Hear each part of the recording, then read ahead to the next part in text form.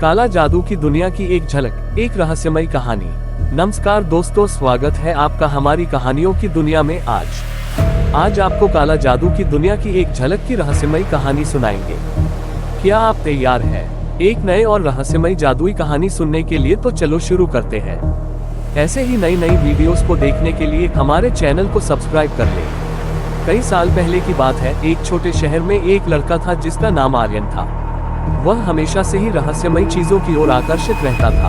उसकी दिलचस्पी जादू, टोना टोटका और खासतौर पर काले जादू में बढ़ती जा रही थी। उसे काले जादू के बारे में कहानियां सुनने में बड़ा मजा आता था और वह हमेशा जानना चाहता था कि क्या ये सब सच्चाई थी या सिर्फ कहानियां।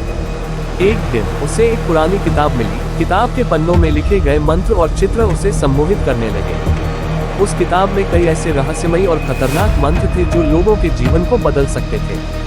किताब के अंत में लिखा था, जो इस किताब के अंतिम पन्ने पर दिए गए मंत्र को रात के 12 बजे पढ़ेगा, वह काले जादू की शक्ति को अपने अंदर जागृत कर सकता है, लेकिन इसके गंभीर परिणाम हो सकते हैं। आर्यन की जिज्ञासा इतनी बढ़ गई कि उसने किताब के उस अंतिम मंत्र को आजमाने का फैसला किया। वह इंतजार करने लगा रात के 12 बजने का। जैसे ही घड़ी की सुइयां 12 पर पहुंची, वह कमरे में एक अंधेरे कोने में बैठकर मंत्र पढ़ने लगा। मंत्र पूरा होते ही एक अजीब सी ठंडी हवा उसके आसपास घूमने लगी और दीवारों पर अंधेरे से भरी आकृतियां उभरने लगी। अचानक आर्यन के सामने एक काले कपड़ों में लिपटा हुआ साया खड़ा हो गया। उसकी आंखें चमक रही थी और उसकी आवाज इतनी भयावह थी कि आर्यन का दिल दहल उठा।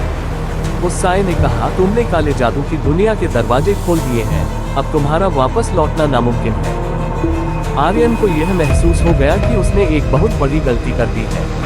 वह घबराते हुए साये से छुटकारा पाने की कोशिश करने लगा, लेकिन जितना वह भागने की कोशिश करता, साया उसके और करीब आता जाता।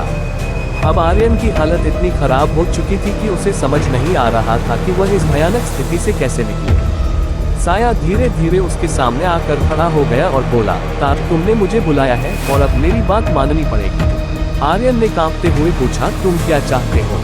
साया मुस्कुराया और बोला, तुम्हें मेरी दुनिया में प्रवेश करना होगा। अगर तुमने इस मंत्र को आजमाया है तो तुम्हें इसकी कीमत चुकानी होगी। ये दुनिया अब तुम्हारी नहीं रही। आर्यन ने अपनी सारी हिम्मत जुटाई और कहा, मैं ये नहीं कर सकता।